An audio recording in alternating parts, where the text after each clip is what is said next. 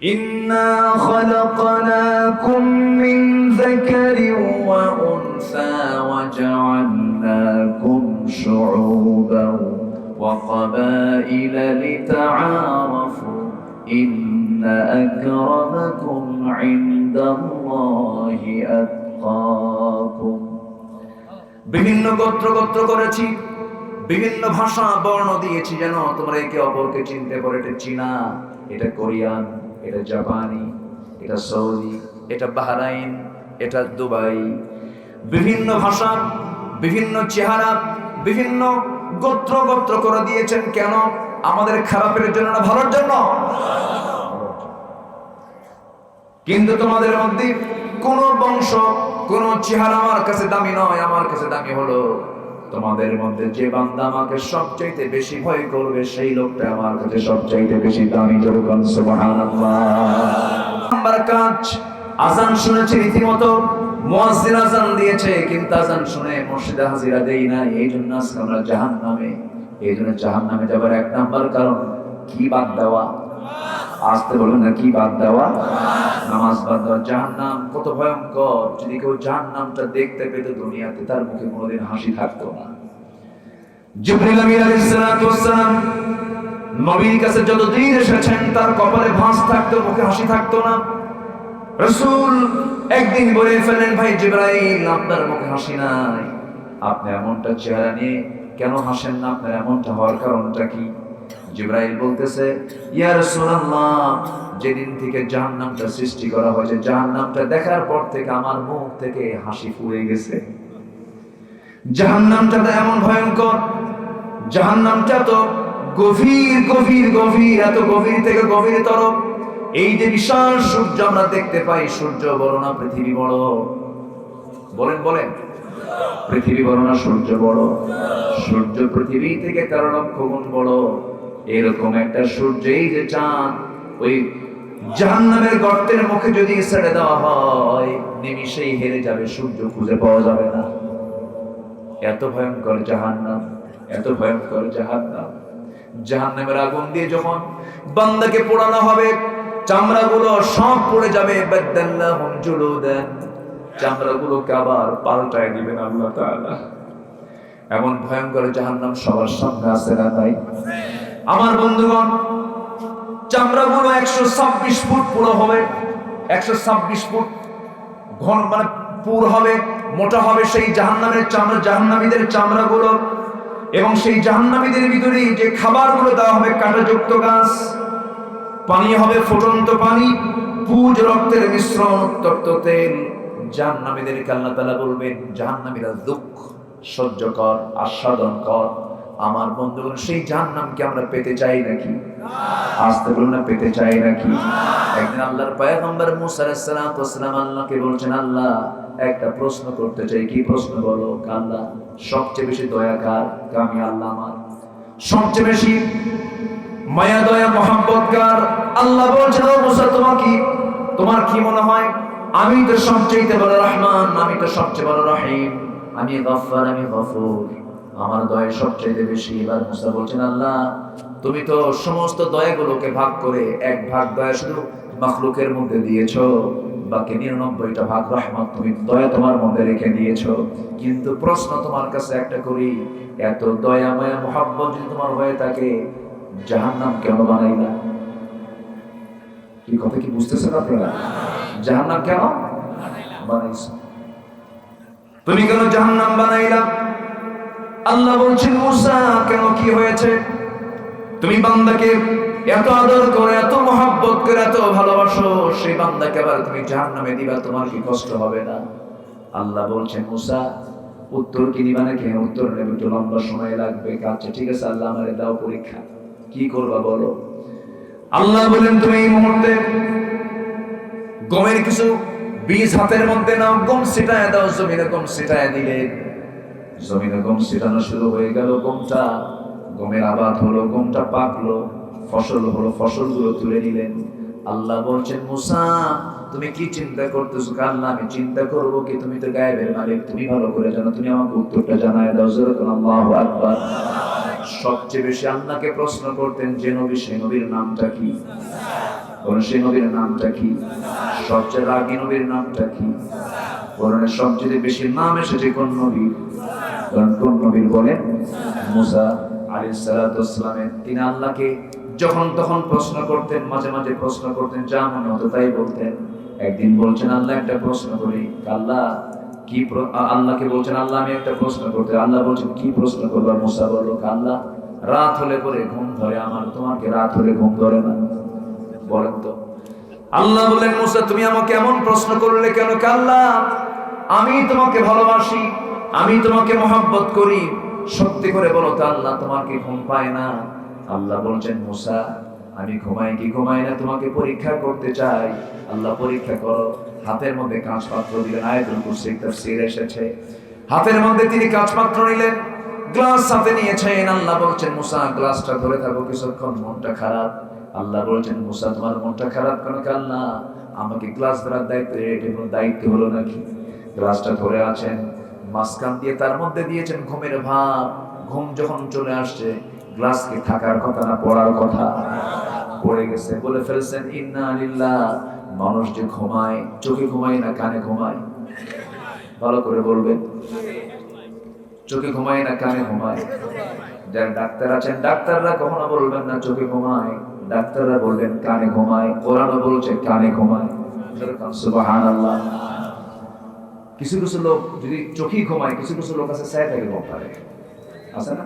এই বিষয় আছে, কিন্তু ঘুমাচ্ছে নাক দেখে, আছে না? নাই ঘুম মানুষের চোখে হয় না। ফাদরাবানা আলা আযানিহিম ফিল কাহফি সিনিনা আদাদা।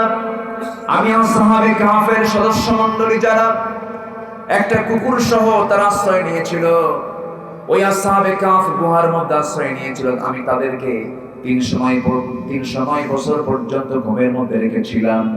এই সময় আমি তাদেরকে চোখে নয়, আমি তাদের কানের মধ্যে ঘুম দিয়েছিলাম। যেরকম সুবহানাল্লাহ। কিসের মধ্যে? কানে। ফি আযানিহিম ফিল কাহফি সিনিনা আদাদা। কান যতক্ষণ পর্যন্ত বন্ধ না হবে আপনি ঘুমাতে পারবেন না। কান বন্ধ, ঘুম ক্লিয়ার। ঘুম কি ক্লিয়ার। গ্লাস গেছে পড়ে আল্লাহকে বলছেন আল্লাহ গ্লাস তো ধরেছি আমি, গ্লাস তো পড়ে গেছে, কেন পড়লো আল্লাহ? ঘুম কেন তুমি আমাকে দিলা? ঘুমটা না দিলেই তো আমার গ্লাসটা পড়তো না। দোষ আল্লাহর উল্টা দিচ্ছে। যেরকম সুবহানাল্লাহ। এরকম করে আল্লাহর সঙ্গে মাঝে মাঝে মজা করতেন। একদিন বলছেন আল্লাহ আরেকটা প্রশ্ন করি। কি প্রশ্ন?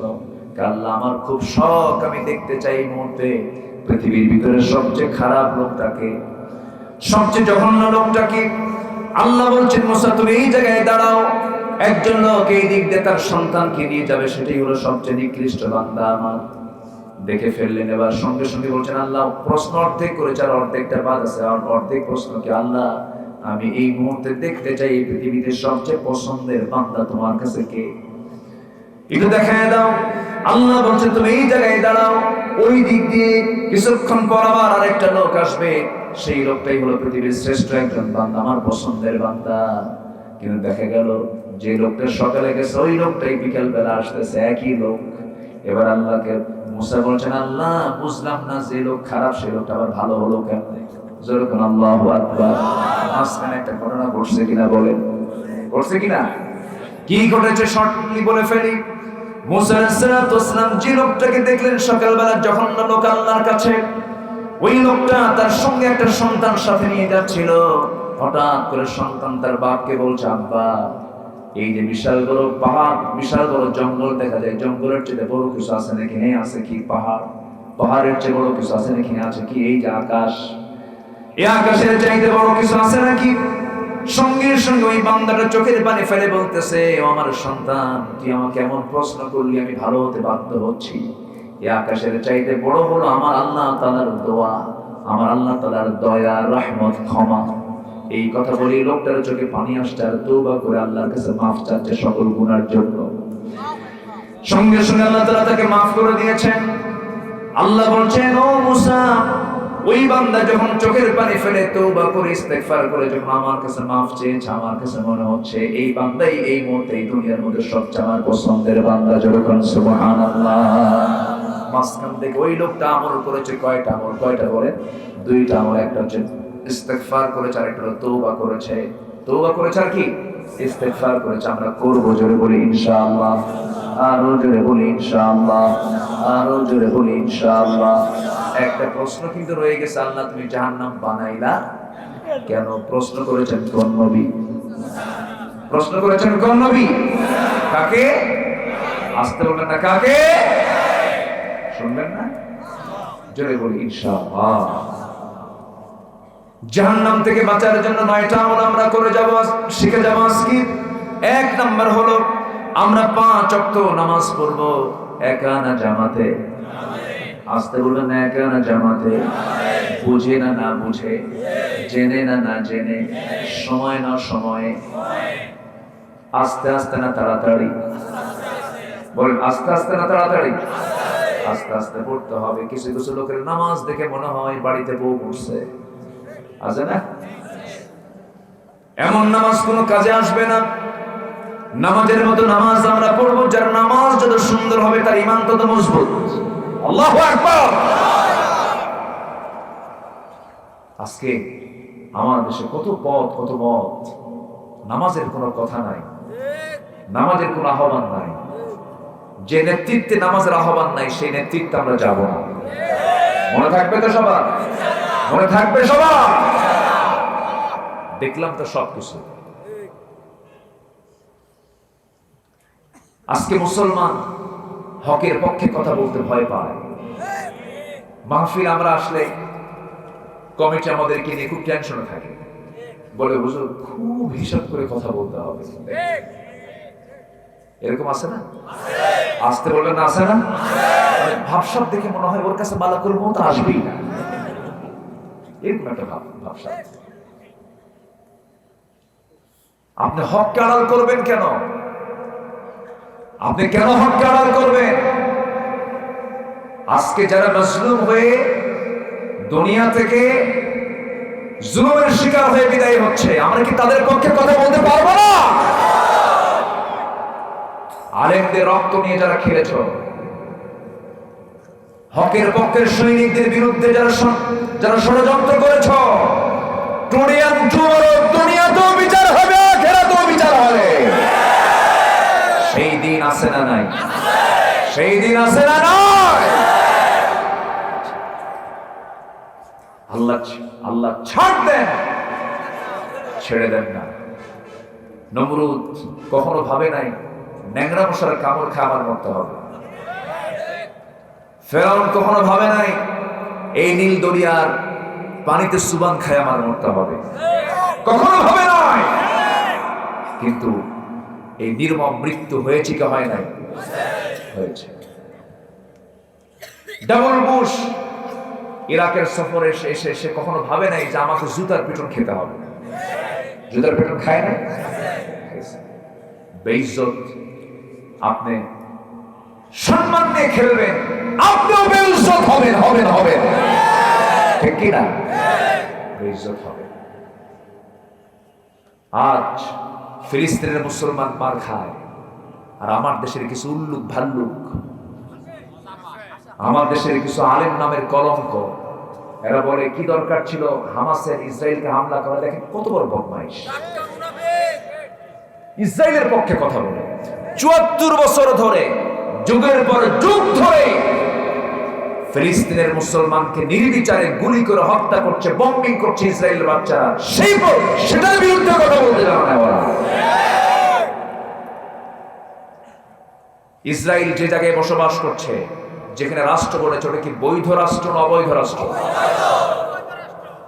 অবৈধ। তারা ভাড়াটিয়া, পৃথিবীর কোথাও জায়গা হয় না। দ্বিতীয় বিশ্বযুদ্ধের পর এডলফ হিটলার ৬০ লাখ ইহুদিকে গ্যাস চেম্বারে তুলে একদিনে মারছে, আর কিছু রাখছে, বলছে রেখে দিলাম, এদের অত্যাচার দেখলেই বুঝবি আমি কাজটা ঠিক করছি না ঠিক করছি। এডলফ হিটলার ৬০ লক্ষ ইহুদিকে মেরেছিল একদিন, কিছু রেখে দিয়েছে। সেই বীজ এখন আছে না নাই? আসতে বলবেন না, আছে না নাই? এরা নবীকে হত্যা করেছে, এরা রাসূলকে হত্যা করেছে। এরা আমার নবীকে হত্যা করার জন্য খাবারের মধ্যে বিষ ঢুকায় দিয়েছে। আর আমার আপনারা আদর করবে না? আমার আপনারা আদর করবে? সেই ইহুদি খ্রিস্টানদের সঙ্গে সম্পর্ক রাখা নামকা অস্ত কিছু মুসলমান পৃথিবী জুড়ে আছে না নাই? আসতে বলবেন না, আছে না নাই? তাদের ব্যাপারে আল্লাহর বক্তব্য নাই তো নাকি? যারা মুসলমান, যারা ইহুদি খ্রিস্টানদের সঙ্গে সম্পর্ক রাখে, তাদের কি ঈমান আছে না গেছে? ঈমান আছে না গেছে? কোরআন বলছে সূরা মায়েদা 51 নম্বর আয়াত, বাড়ি থেকে খুঁজে নেবেন, দেখে নেবেন, আমি বানায় বানায় কোনো কথা বলতে আসিনি। সূরা মায়েদার ভিতরে আল্লাহ রাব্বুল আলামিন বলেন, ইয়া আইয়ুহাল্লাযীনা আমানু লা তাত্তাখিযুল ইয়াহুদা ওয়ান নাসারা আউলিয়া বা'দুহুম আউলিয়াউ বা'দ ওয়া মান ইয়াতাওয়াল্লাহুম মিনকুম ফাইন্নাহু মিনহুম ইন্নাল্লাহা লা ইয়াহদিল কওমাজ যালিমিন। জোরে বলুন আল্লাহু আকবার। হে ইমানদাররা, তোমরা কখনো ইহুদিকে, খ্রিস্টানকে, নাসারাকে কখনো বন্ধু হিসেবে গ্রহণ করো না। যদি বন্ধু হিসেবে গ্রহণ করো, তোমরা তাদের মতোই হয়ে যাবে। কার কথা? তাদের মতো হয়ে যাওয়া কি ঈমান থাকে না? ঈমান হেরে যাওয়া, ঈমান হেরে যাওয়া। আজকে দুঃখজনক হলো সত্য, আমার দেশে কিছু মুসলমান আছে, হিন্দুকে বিয়ে করেছেন, ভালো কথা, কিন্তু বউটা হিন্দু আছে, ও মুসলমান আছে, বাচ্চাগুলো হবে ক্রস। বাচ্চাগুলো কি? গাধা আর ঘোড়ার মিলনে যে বাচ্চা হয় সেটা হলো খচ্চর। কি বলেন তো? কি? আমার বন্ধুগণ, নিজের মনে যা চাই তাই কথা বলে ফেলে, মন যা চাই তাই বলে ফেলে। না না, আপনার ইচ্ছা অনুযায়ী আপনি কথা বলবেন তা হবে না। কোরআন কি বলছে, হাদিস কি বলছে? বিয়ের পূর্ব শর্ত হলো নারী পুরুষ উভয়কে মুসলমান হতে হবে। কার হুকুম? আসতে বলবেন না, কার কথা? আল্লাহর কথা। বিয়ে তো হবে না। আমার ভাইয়েরা, কথায় তো কথা বেড়ে যায়। আজকে ফিলিস্তিন জ্বলন্ত একটা অগ্নিকুণ্ড হয়ে আছে, জ্বলন্ত একটা কড়াই হয়ে আছে। কড়াইয়ের মধ্যে যেমন গোশত টকবক করতে থাকে, তেমনি ফিলিস্তিনটা গোটা একটা জ্বলন্ত কড়াই হয়ে আছে। আর সেই কড়াইয়ে সরাই হয়ে গেছে আজকে ফিলিস্তিনের মুসলমান। চোখের সামনে স্বামী চলে যাচ্ছে, চোখের সামনে সন্তান চলে যাচ্ছে, চোখের সামনে বাড়ি বুলডোজার, বাড়ি বম্বিং করে মুহূর্তের মধ্যে ভেঙে চুরমার করে দিচ্ছে। চিকিৎসার জন্য যাচ্ছে হসপিটালে বম্বিং করছে, হসপিটালে মিসাইল মারতেছে। আজকে মুসলমান, তুমি চুপ করে বসে আছো, তোমার চোখে যদি একটু বিন্দু পরিমাণ পানিও না আসে, দোয়াও না করতে পারো, তোমার জীবনটা হয়ে গেছে মুনাফিকের জীবন। ঠিক কি না? তোমার জীবনটা হলো মুনাফিকের জীবন। তোমার চোখে পানি আসার কথা, শেষ রাতে তাহাজ্জুদ পড়ে তাদের জন্য দোয়া করার কথা, সময় শক্তি থাকলে, ক্ষমতা থাকলে, পরিবেশ থাকলে তাদের পক্ষে দাঁড়ানোর কথা। ঠিক কি না? সাবা করিম নামে একজন ডাক্তার, মহিলা ডাক্তার, রাতের বেলা বাসর ঘর ছেড়ে দিয়া সে করতেছে কি? রাতের বেলা গিয়ে পাথর খুঁড়তেছে, হাতে পাথর খুঁড়তেছে। বলা হলো, সাবা করিম, তুমি একজন ডাক্তার, বাসর ঘর ছেড়ে দিয়ে তুমি এই জায়গায় কেন? কি করছো? তোমার তো বাসর ঘর আছে। মহিলা বলতেছে, ডাক্তার বলতেছে, আরামে যদি ঘুমাতে চাই দুনিয়ার কোনো বিছানায় ঘুমাবো না, যুদ্ধ করে দেশকে স্বাধীন করে ইসলামকে প্রতিষ্ঠিত করে জান্নাতের বিছানা আরামে ঘুমাবো। জান্নাত তারা পাবে না, সলিমুদ্দি কুলিমুদ্দি পাবে। জান্নাত তো সস্তা নয়। জান্নাত পেতে হলে অবশ্যই জিহাদের তামান্না থাকার দরকার আছে না নাই? আসতে বলবেন না, আছে না নাই? এই দেশ যে স্বাধীন হয়েছে, এমনি এমনি রক্ত দিতে হয়েছে, জান দিতে হয়েছে, মাল দিতে হয়েছে, দেশ স্বাধীন হয়েছে। ঠিক তেমনই আল্লাহর জমিনে দিন কায়েমের জন্য জান মাল দেওয়ার দরকার আছে না নাই? আসতে বলবেন না, আছে না নাই? আছে না নাই? এমন চেতনা লালন যার মধ্যে না করে, তার মরণ হচ্ছে মুনাফিকের মরণ। তার মরণ কি? মুনাফিকের মরণ। আমি কি শেষ করে দেব? আলোচনা চালাবো না? আলোচনা চালাবো। জোরে বলি ইনশাআল্লাহ। আমাকে না বলে কিন্তু অনেকে যাচ্ছেন কেন ভাই? কত সময় চলে যায় এদিক সেদিক। আমি এই পর্যন্ত 13 থেকে 14 জন ভাইকে উঠতে দেখেছি এই হাজার হাজার মানুষের মাঝে। তাহলে দেখেন আমার কিন্তু গণনা ঠিক আছে, কিন্তু আমি ঘুরতেছি, কেউ আর যাবো না এমন নিয়ত কি কেউ করতেছেন? আর কিছুক্ষণ, আমি খুব বেশি সময় নেব যেতে না, আর কিছুক্ষণ সময় আমি কথা বলে একটা ফিনিশিং টেনে আমি শেষের দিকে যাব। জোরে বলি ইনশাআল্লাহ। আল্লাহ তাআলা ফিলিস্তিনবাসীদের জন্য বলছেন, মুসলিমদের জন্য ইমানদার কি করণ, ইমানদারের কি কাজ আল্লাহ তাআলা বুঝায় দিচ্ছেন। সূরা নিসার 71 নম্বর আয়াত বাড়ি থেকে মিলায় নেবেন। কোরআন কি শুধু আলেমের জন্য না সবার জন্য?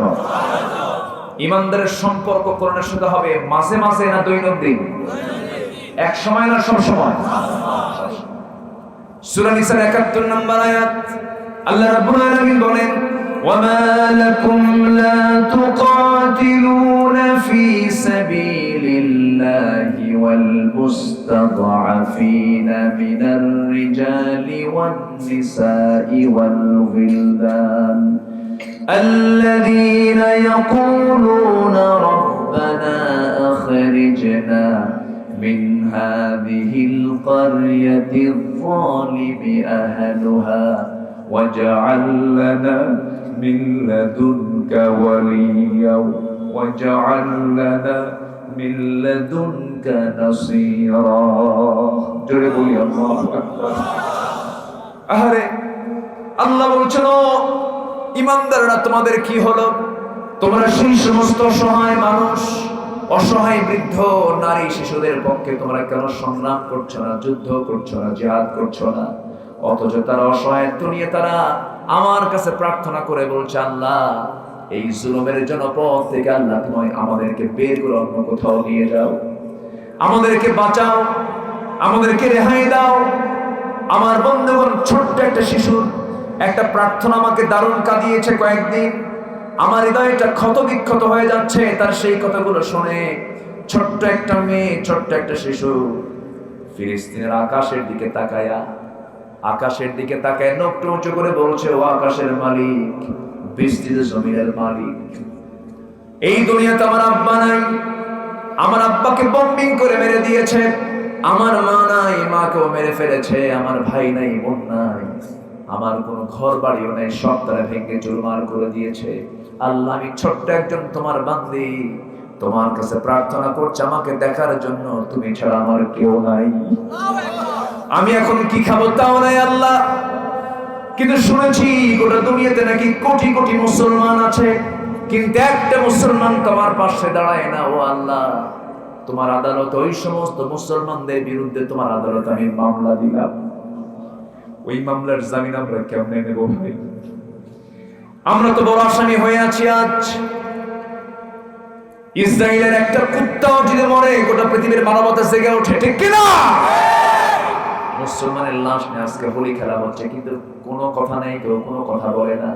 ওআইসির মতো, জাতিসংঘের মতো এই সমস্ত সংগঠনগুলো, সংস্থাগুলো, আঞ্জুমানে মুফিদুল ইসলামের মতো শুধু লাশ বয়, কোনো কাজ নাই, তাদের কোনো ভূমিকা নাই, তারা কোনো কাজ করছে না। এই মুহূর্তে আমাদের সবচেয়ে বড় যে কাজটা, সেটা হলো পৃথক থাকে না এক হওয়া, পৃথক থাকে না এক হওয়া। আমাদেরকে এক হতে হবে, আমাদেরকে ঐক্যের মজবুতি তৈরি করতে হবে, ঐক্যের প্ল্যাটফর্ম তৈরি করতে হবে। আমরা কিছুই বুঝি না, আকাশ যার, জমিন যার, সূর্য যার, চন্দ্র যার, আইন চলতে হবে তার। রাজি আছেন কারা কারা? হাত তুলে দেখেন মুসলমান।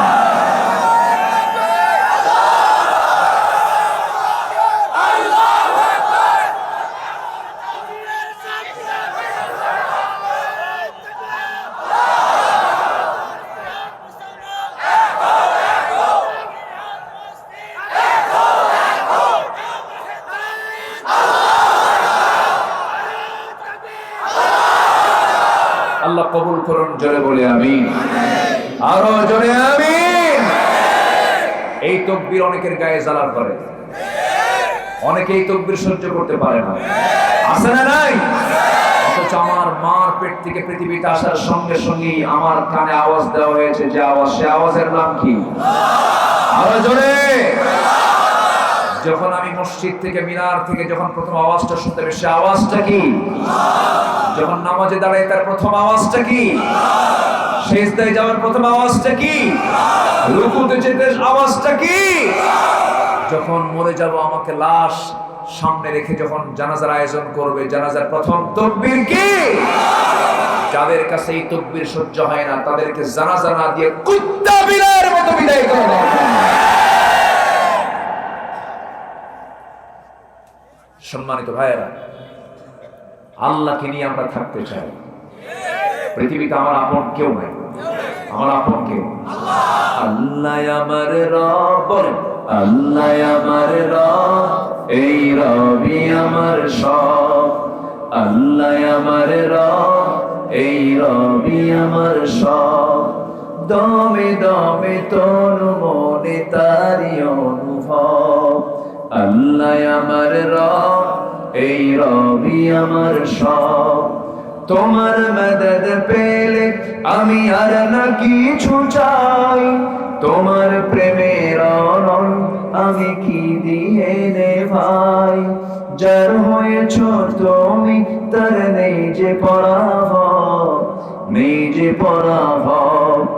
আল্লাহ আমার রব, এই রবি আমার সব।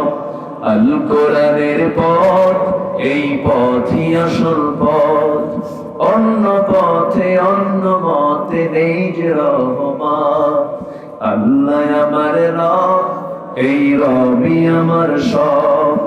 আল্লাহ আমার রব, এই রবি আমার সব। আল্লাহ কবুল করুন, আল্লাহ কবুল করুন, আল্লাহ কবুল করুন। সম্মানিত ভাইরা, তাহলে 9টা কাজ আমরা শিখে যাব। এর 1 নাম্বার কাজ হলো আমরা নামাজ পড়বো কয় ওয়াক্ত? সবাই রাজি আছি তো? নাম্বার 2, আল্লাহ তাআলা 2 নাম্বার কাজ করতে বলেছেন, সেটা হলো ইল্লাল মুসাল্লিন আল্লাযীনা হুম আলা সালাতিহিম দাঈমুন। নাম্বার 2 হলো والذين في أموالهم حق معلوم للسائل والمحروم। যারা কি করবে নামাজের পরে? নাম্বার 2 হলো যারা যাকাত ঠিকমতো আদায় করবে, সাইলদের মাহরুমদের হক যারা আদায় করবে। আমার দেশে বহু মুসল্লি আছে, নামাজ পড়ে কিন্তু যাকাত দেয় না। আসতে বলবেন না, আছে না নাই? নামাজ আছে যেখানে যাকাত আছে। যাকাত। ইসলাম হলো 5টি স্তম্ভের উপরে প্রতিষ্ঠিত। বুনিয়াল ইসলাম আলা 50। ইসলাম 5টা ভিত্তির উপরে প্রতিষ্ঠিত। 1 নম্বর হলো নামাজ, 1 নম্বর হলো কালিমা, এরপরে হলো নামাজ, এরপরে কি বলে? আমার দেশে বাংলায় বলে কালেমা, নামাজ, রোজা, হজ, যাকাত। যাকাতকে কয় নম্বরে নিয়ে গেছে? 5 নম্বরে নিয়ে চলে গেছে। অথচ যাকাতের এই পিলারটা হলো 3 নম্বরে। ইসলামের 5টা পিলারের 3 নম্বর পিলার হলো যাকাত, এরপরে হলো হজ এবং রোজা, এর আগে হলো কালেমা এবং নামাজ। মাঝখানের পিলারটা হলো 3 নম্বর পিলারটা হলো যাকাত। একটা বিল্ডিং যখন আপনি বানাবেন, ইঞ্জিনিয়ার যারা আছেন তারা ভালো করে বলতে পারবেন, মাঝখানের যে কলামগুলো থাকে, মাঝখানের যে পিলারগুলো থাকে, তার মধ্যে রডের পরিমাণ কম থাকে না বেশি থাকে? বেশি থাকে, কারণ বিল্ডিং এর মূল চাপটা সাইডে না মাঝখানে? মাঝখানে। ইসলামের 5টা বেনা আছে, 5টা পিলার আছে। আল্লাহ তাআলা 2টা পিলারকে সামনে দিয়েছেন আর 2টা পিলারকে শেষে দিয়েছেন, মাঝখানে রেখেছেন যাকাত। আজকে মুসলমান যাকাত না দেওয়ার জন্য সেই 3 নম্বর পিলারটা নিয়ে গেছে 5 নম্বরে। বিল্ডিং কি ঠিক থাকার কথা নাকি? যাকাত দেয় না। যাকাত আদায় করা তো ফরজ কাজ। যাকাতকে কখনো লঙ্ঘন করা যাবে না, যাকাতকে মাইনাস করা যাবে না। যাকাতকে আল্লাহ রাব্বুল আলামিন নামাজের পরেই দিয়ে দিলেন। এরপরে বলেছেন ওয়াল্লাযীনা ইউসাদ্দিকুনা বিয়াউমিদ্দিন। যারা বিচার দিবসকে যারা বিশ্বাস করে, বিচার দিবসকে যারা সত্য হিসেবে গ্রহণ করে নেয়। নাম্বার 3, নাম্বার 4 হলো আল্লাহ রাব্বুল আলামিন বলেন ওয়াল্লাযীনা হুম মিন আযাবি রাব্বিহিম ربهم مشفقون আল্লাহ তাআলা বলেন যারা আযাবকে ভয় পায় আযাবের ভয়ে কাঁদে কার কাছে বলেন কার সামনে কাঁদে আল্লাহর সামনে কাঁদে আল্লাহকে খুশি করার জন্য রাত জেগে জেগে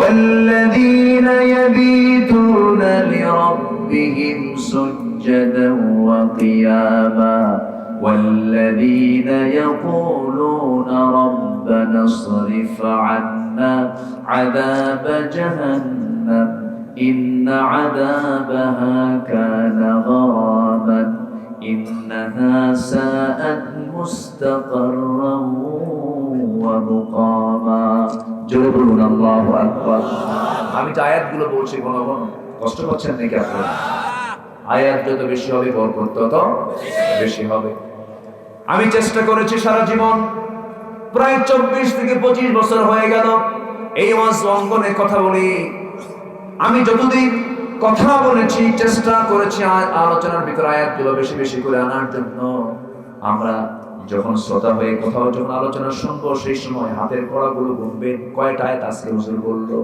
আয়াত যত বেশি মাহফিল তেলাওয়াত হবে সেই মাহফিলটা তত বেশি বরকতময় হবে আমার ভাইয়েরা আল্লাহর পছন্দের বান্দারা রাত যখন গভীর হয় তারা কি ঘুমায় না কাঁদে ঘুমায় না কাঁদে না ঘুমায়া তারা জেগে জেগে সেজদায় পড়ে পড়ে টুকরে টুকরে কাঁদে জাহান্নামের ভয়ে আল্লাহকে বলে আল্লাহ এই জাহান্নাম থেকে তুমি আল্লাহ আমাকে বাঁচায় দাও হেফাজত করো আমাকে রক্ষা করো জাহান্নামের ভয়ে যদি কোনো বান্দার মধ্যে যদি ঢুকে যায় সে বান্দা জিনার কাছে যেতে পারবে না বোনের সম্পত্তি মেরে খেতে পারবে না পিতামাতার হক নষ্ট করতে পারবে না পিতামাতাকে ভাত দেয় না এমন কিছু বদমাইশ সন্তান আছে না নাই দুসরা সিয়াতে না ছেলেটা এফজেড হোন্ডা চালায় আর কি হোন্ডা আছে কি আছে R15 এফজেড আর কি হাবিজাবি চিনি না এই যে বড় বড় 4 লাখ 5 লাখ টাকা দামের হোন্ডায় চড়ে ছেলে হোন্ডায় চড়ে সারাদিন ভব করে করে বেড়ায় বাপটা কষ্ট করে রিকশা চালায় এমন সন্তান আছে নাই বলেন নেতার পিছনে পিছনে ঘুরে ইয়াবা খায় বাবা খায় গাঁজা খায় মদ খায় আছে না নাই ওই নেতার পিছনে সময় না দিয়া বাবার পিছনে সময় দাও মার পিছনে সময় দাও বাপ মার সেবা করো দুঃখ লাগে সন্তান সুন্দর বাড়ি বানায় বেডরুম বানায় ড্রয়িং রুম বানায় মাস্টার বেড বানায় মেহমান খানা বানায় বাচ্চাদের রুম বানায় ওয়াশিং রুম বানায় কিচেন রুম বানায় বেলকনি বানায় সব রুম হয়ে যায় কিন্তু বৃদ্ধ পিতামাতার জন্য ঘর থাকে না আছে না বলেন বুড়া বাপ মার জন্য ঘর হয় না বুড়া বাপ মার জন্য ঘর কোথায় দেয় জানে বুড়া বাপ মার জন্য ওই ঘরটা দেয় হলো সিঁড়ির তলে সিঁড়ির তলে বাপ মাকে রাখে বাপ মার সেবা এটা যে ফরজ ইবাদত অনেক সন্তানই বোঝে না এটার পেছনে দুইটা কারণ এক নাম্বার কারণ হলো আজকে শিক্ষা ব্যবস্থার মধ্যে কোরআন শিক্ষা নাই বাপ মার সেবা করতে হবে এমন শিক্ষা বাচ্চারা পায় নাই এটা একটা কারণ আর একটা কারণ হলো সামাজিক কারণ আমার বন্ধুগণ যুবক ভাই আজকের যারা মাহফিল আসছে যাদের বাপ মা জীবিত আছে পৃথিবীর কারো দোয়া কবুল হতেও পারে নাও পারে কিন্তু তোমার আব্বা আম্মা তোমার জন্য যে দোয়াটা করবে বন্দুকের গুলি মিস বাপ মার দোয়া কখনো মিস হয় না আজকে তুমি বাড়িতে যাবা দুই পা জড়িয়ে ধরে মাফ চেয়ে নিবা যা ভুল হয়েছে মাফ চেয়ে নিবা বাপ মার করে যত বড় সন্তানের জন্য সঙ্গে সঙ্গে বাপ মা মাফ করে দেয় সন্তান হয়ে তুমি আব্বা আম্মার জন্য বেশি কিছু লাগে না বউয়ের জন্য কম দামি শাড়ি কিনলে পরে বউটা মন খারাপ করে কি শাড়ি আনছো তুমি ঘড়ি একটা আনছেন ছেলের জন্য ঘড়ি বলবে বাবা রেডো কোম্পানির ঘড়ি ছাড়া ঘড়ি পরবো না পছন্দ করবে না তোমার ভাইয়ের জন্য তুমি একটা কিছু নিয়ে আসছো পছন্দ করবে না কিন্তু বাপ মার জন্য কিছুই লাগবে না বাপ মার জন্য শুধু যদি একটা মুস্কি হাসি মেরে দেন ছোট্ট একটা আপেল কিনে নিয়ে গেলেন একটা বেদানা কিনে নিয়ে গেলেন মার সামনে গিয়া ওই বেদানাটা নিজের হাতে ভেঙে দিয়া ওই বেদানার একটা করে কোয়া তোমার আম্মার মুখে মুখে তুলে দিবা বিসমিল্লাহ বলে তোমার আম্মা চোখের পানি ফেলে ফেলে কেঁদে কেঁদে তোমার জন্য দোয়া করবে তুমি জান্নাতের মেহমান হয়ে যাবে আমার ভাইয়েরা আমি আমার মার কথা বলছি মাসখানেক আগে হবে মাহফিল ছিল, আমার মাহফিল শেষ করে আমার বুড়া মা বেঁচে আছে, হাত পা গুলো কুচকে গেছে, বুড়া হয়ে গেছে, চোখে কম থেকে ডায়াবেটিস হয়েছে। আমি মাকে মাহফিল শেষ করে বললাম, মা কাছাকাছি আছি, তোমাকে দেখি না কয়েকদিন হলো, আজকে একটু আসবো মা। শুধু ফোন দিয়েছি, বলেছি, দরজায় গিয়ে আমি নক দিয়েছি, বিদ্যুৎ গতি ফেল, সঙ্গে সঙ্গে দরজা খুলে গেছে। আমি বললাম, মা তুমি কি ঘুমাও না? সঙ্গে সঙ্গে বলছে, বাবা তোর ফোনটা যখন পেয়েছে সেই সময় থেকে আমার ঘুমটা বন্ধ হয়ে গেছে। এটাই হলো মা। আমি বললাম, মা তুমি এখন ঘুমাও। বলছে, বাজান তোর মুখটা শুকনা হয়ে গেছে, রাত জেগেছিস, তোর জন্য তোর পছন্দের খাবার রান্না করেছি। দেখেন আমি আম্মাকে বলিও নাই, কিন্তু আপনার বইয়ের কাছে এমন এমন এমন খেদমতটা আপনার বইয়ের কাছেও পাবেন না, ছেলের কাছে পাবেন না, মেয়ের কাছে পাবেন না। মা এমন একটা সম্পদের নাম, বাবা এমন একটা সম্পদের নাম, সারা জীবন সন্তান যতই বড় হোক, বাপ মার কাছে সন্তান সন্তানই থেকে যায়। আল্লাহু আকবার। সেই বাপ মাকে খাবার দেয়, সেই বাপ মাকে দেখে না, বোঝা মনে হয়, বিরক্ত মনে হয়, আছে না নাই? কোরআনকে প্রশ্ন করুন, কোরআন বলে দাও আমি প্রথম খরচ করব কোথায়? মসজিদ, মাদ্রাসা, বউ, তারপরে সন্তান, না কোথায় কোথায় কোথায় খরচ করব? আল্লাহ বলেছেন কোথাও না, আগে বাপ মার জন্য খরচ করো। আগে কোথায়? বাপ মার জন্য। আল্লাহ তাআলা বলেছেন, ইয়াসআলুনাকা মাযা ইউনফিকুন কুল মা আনফাকতুম মিন খায়রিন ফালিল ওয়ালিদাইনি ওয়াল আকরাবিন। জোরে বলুন আল্লাহু আকবার। প্রথম খরচটা তুমি আব্বা আম্মার জন্য করো। তুমি যা বেতন পাও, সেই বেতনটা আগে মাসের শেষে যে বেতনটা পাচ্ছ, সেই বেতনের একটা অংশ আগে প্রথম কার জন্য? বলেন বলেন, প্রথম কার জন্য? এর জন্য মনে থাকে যে বউ বলবে বাপ মাকে দিতে হবে না, বলবেন সোজা তুই বাপের বাড়ি যা। ঠিক কি না? বাপের বাড়ি চলে যা। বাপ মার ব্যাপারে ইন্টারফেয়ার করার ক্ষমতা পৃথিবীর কারো। বউ চলে গেলে বউ খুঁজে পাওয়া যায়, কিন্তু বাপ মা হেরে গেলে বাপ মা খুঁজে পাওয়া যায়। আবার বউকে আমি বাদ দিচ্ছি না, আবার আমার মায়েরা হয়তো ভাবিরা খুব টেনশন আছেন, হুজুর যা কইলেন আমাদের, আপনাদের দামও আছে। যেরকম বাপ মা রাজি না হলে আল্লাহ রাজি হবেন না ওই বান্দার উপরে, তেমনি আল্লাহ রাসূল আবার বলেছেন, ওই লোকটা আল্লাহর কাছে ভালো যে লোক তার বউয়ের কাছে ভালো। আল্লাহু আকবার বলেন।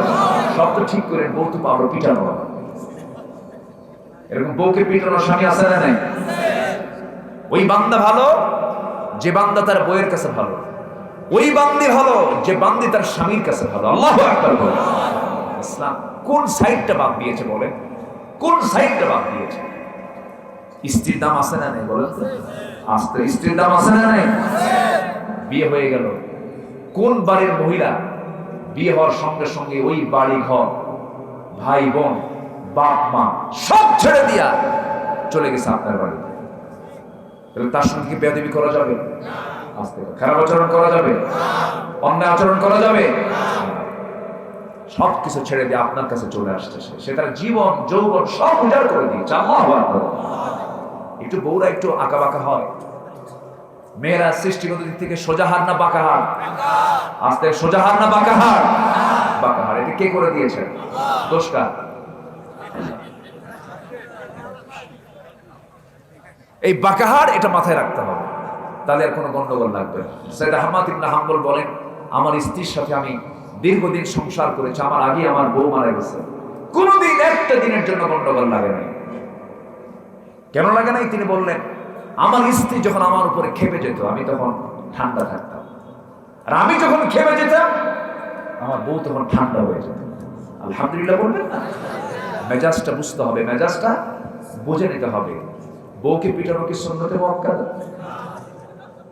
কি পিটান পিটায় কিছু কিছু লোক আছে। তবে হ্যাঁ, 4টা কারণে স্বামী তার স্ত্রীকে শাসন করতে পারে, মারতে পারে। কয়টা কারণে বলে? এখন আমাদের মা হুজুর ওয়াজের শেষে সামনে গিয়ে কি শুরু করবে? কয়টা কারণে মারতে পারে বলেন?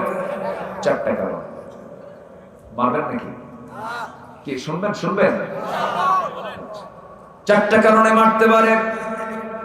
নাম্বার 1 হলো যদি কোনো স্ত্রী 5 ওয়াক্ত নামাজ না পড়েন, কার হক নষ্ট হলো? কার হক নষ্ট হলো? নাম্বার 2 হলো রমজান মাসে রোজা যদি না রাখেন। নাম্বার 3 হলো স্বামীর যদি আনুগত্য না করেন।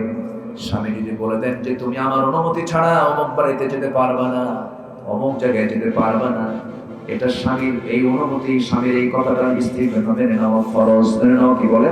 ফরজ। নাম্বার 4 হলো নিজের সতীত্বের যদি হেফাজত না করতে পারে, পর্দায় যদি না থাকতে পারে, এই 4টা কাজের জন্য স্বামী তার বউকে মারতে পারে। তো মারার ক্ষেত্রে শর্ত হলো, যদি কোনো স্বামী তার স্ত্রীকে মারতে চায়, সে মারার জন্য যে লাঠি ব্যবহার করবে সেটা হলো পকেটে থাকা 9 ইঞ্চি মেসওয়াকটা বের করবে। 9 ইঞ্চি মেসওয়াকটা নিয়ে যখন সে মারতে যাবে, এই মারার দৃশ্য যদি কেউ দেখে, রাখবে না হাসবে? চান্সে ছিলেন মারার জন্য?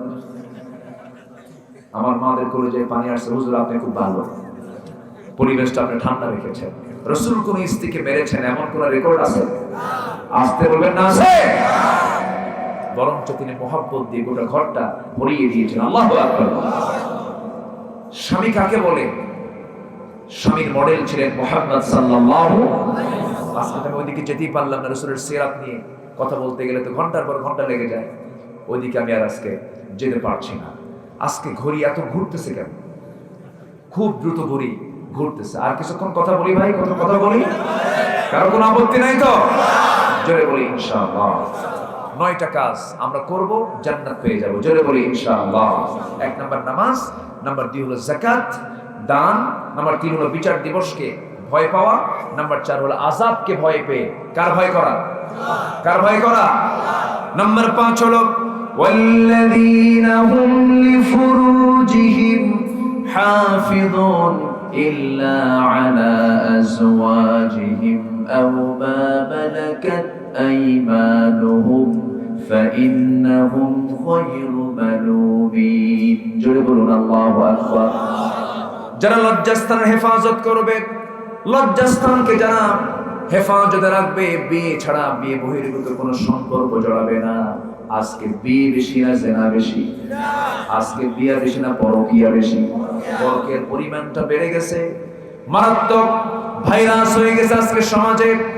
এই সমস্ত চরিত্র যারা লালন করে, যারা দুনিয়া থেকে বিদায় নেবে, তারা জাহান্নামের বাসিন্দা হয়ে যাবে। কার বউ কে নিয়ে চলে যাচ্ছে তার বড় মাধ্যম হয়ে গেছে আজকে কি? কি হয়ে গেছে? মোবাইল। মোবাইলকে সবার জন্য চালানো জায়েজ আছে নাকি? সবাই মোবাইল চালাতে পারবে না।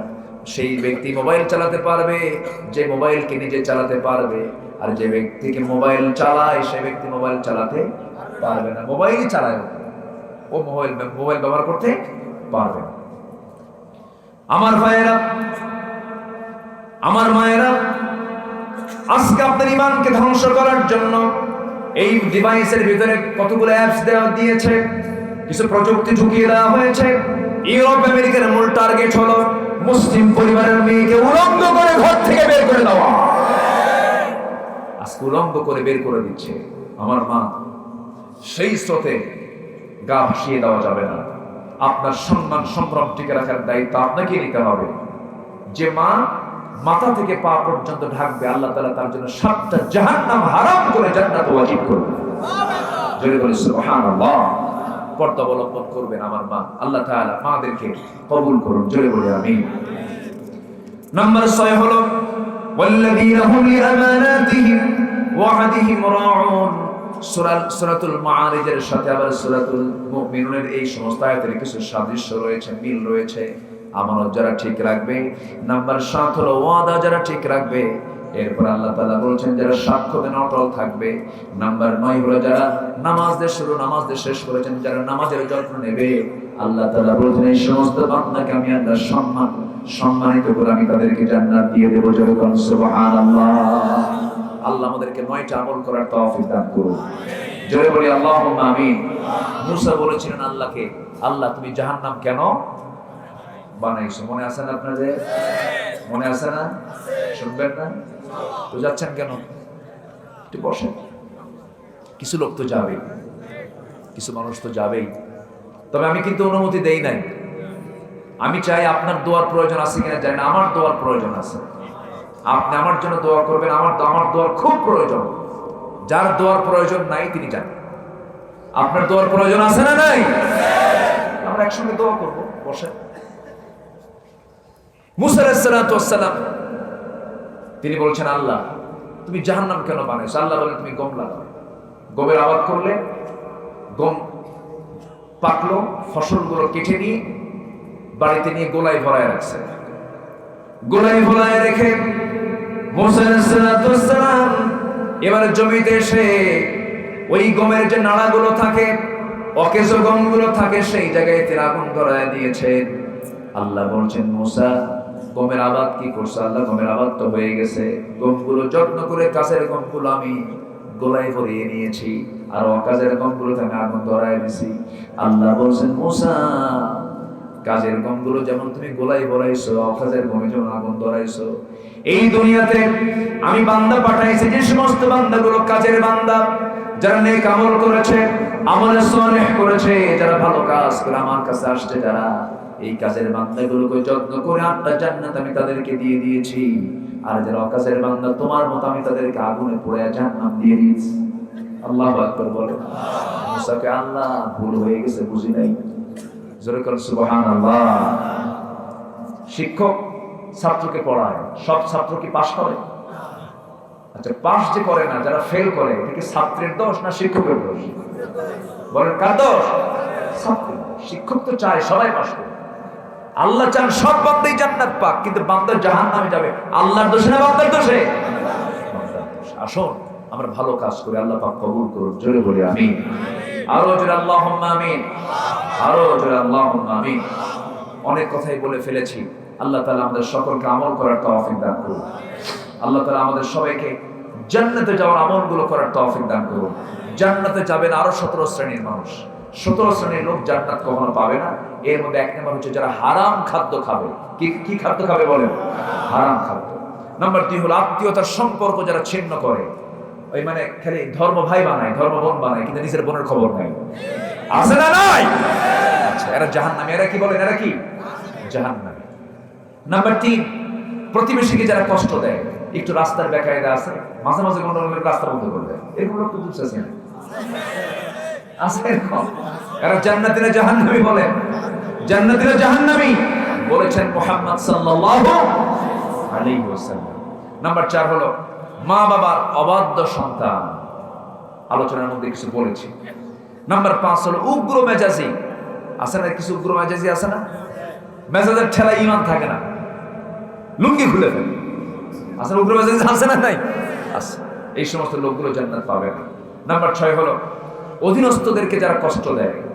আমার দেশে যে শিল্প কারখানা, যে গার্মেন্টস শ্রমিকরা আছে, তাদের যে ইনকাম, তাদের যে আয়, মালিকের যে ইনকাম, সেই ইনকামের আয় মানে আয়ের হিসাব অনুযায়ী শ্রমিককে সেই ন্যায্য পাওনা কি দেওয়া হয়? আসতে বলে দেওয়া হয়? দেওয়া হয়। অধীনস্থদের যারা কষ্ট দেয় এরা জাহান্নামী। নাম্বার 7 হলো অন্যের সম্পদ যারা আত্মসাৎ করে। এটা তো আমার দেশে নাই বললেই চলে। আছে পুকুর একজনের খায় আরেকজন, ক্ষমতার দাপট দেখায়, নাই তো? এলাকায় নাই? আছে না নাই? শোন, আমি ক্ষমতায় আছি, আসবি না 10 বছর এই আশেপাশে, ঠ্যাং কেটে নেব। আছে না? আছে না? আপনি যে খাচ্ছেন, আপনি জাহান্নামের খাবারগুলো পেটে উঠাচ্ছেন। আমার এক ফ্রেন্ডের জায়গা ঢাকায় আমার এক ফ্রেন্ডের জায়গা, সে লন্ডনে থাকে। 10 বছর পর দেশে আসছে, এসে দেখে তার 3 কাঠা জায়গার উপরে 3 তলা বিল্ডিং বানাইছে। কি সে জানে না। তো বলতেছে, ভাই আপনি বিল্ডিং বানালেন, আমার জায়গা, আপনি বিল্ডিং বানালেন, আপনি আমাকে বললেন না। তো বলতেছে, ভাই আমি কি আপনাকে কখনো বলেছি জায়গাটা আমার? জায়গাটা আপনার, বিল্ডিংটা তো আমার। কি কথা কি বুঝতেছেন? মানে শয়তান কাকে বলে? শয়তান কয় আমি তোর সঙ্গে আগে পারবো না। শয়তানও পরাজিত হয়েছে। এরা জাহান্নামী। নাম্বার 8, উপকার করে যারা খোঁটা মারে। আছে না? তোর এই কাজটা করাইছি না, না হলে বুঝতে কি হতো। তারা উপকার করলেন কিন্তু খোঁটাও মারলেন। যারা খোঁটা দেবে তারা জান্নাতি না জাহান্নামী? জাহান্নামী। নাম্বার 9 হলো চগলখোর। কি বলেন তো? চগলখোর। চগলখড়ি যারা করবে তারা জাহান্নামী। নাম্বার 10, অন্যকে যারা পিতার পরিচয় দেয়। পিতার পরিচয়কে গোপন করে অন্যকে পিতা বানায়, এরকম আছে না? এরকম বদমাইশ আছে না? নাই, এরা জাহান্নামী। নাম্বার 11 হলো গর্ব এবং অহংকারী। যারা অহংকারী মানুষ তারা কখনো জান্নাতের গন্ধ পাবে না, একদম স্পষ্ট হাদিস এসেছে। নাম্বার 12 হলো রাসূলের নির্দেশ যে মানে না, তারা জাহান্নামী। নাম্বার 13 হলো অকারণে তালাক চায় এমন নারী, এমনি এমনি তালাক চায়, সংসার করবই না, তালাক দাও। এরকম নারীকে রাসূল বলেছেন এরা জাহান্নামী। এরা কি? জাহান্নামী।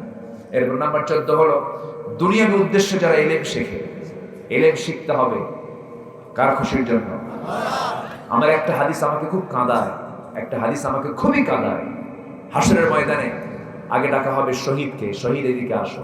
কার জন্য শহীদ হয়েছে? আল্লাহ তোমার দিন কায়েমের জন্য মারা গেছে, শহীদ হয়েছে না।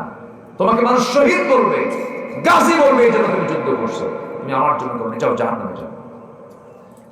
দানবীরকে বলা হবে কি ব্যাপার, আল্লাহ তোমাকে খুশি করার জন্য দান করছেন না, অসম্ভব ব্যাপার, তুমি দানবীর খেতাবটা পাবে, তুমি খুশি হবে এই জন্য দান করেছো, বাহবা নেবে এই জন্য দান করেছো, জাহান্নামে চলে যাও।